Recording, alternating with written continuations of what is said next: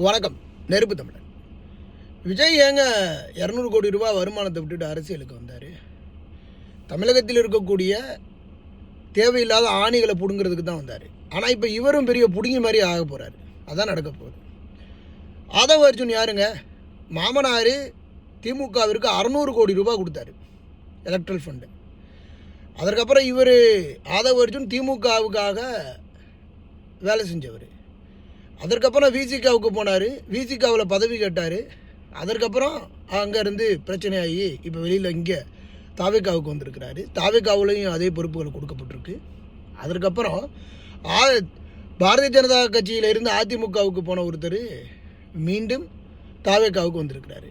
அப்போது விஜய் எந்த நேர்மையான அரசியலை முன்னெடுக்க போகிறாரு? விஜயினுடைய அரசியலும் வியாபாரமாகிறதா அப்படிங்கிறது தான் இங்கே கேள்வியாக எழுப்பப்படுது. இதை கேள்வி கேட்டு தானே ஆகணும்.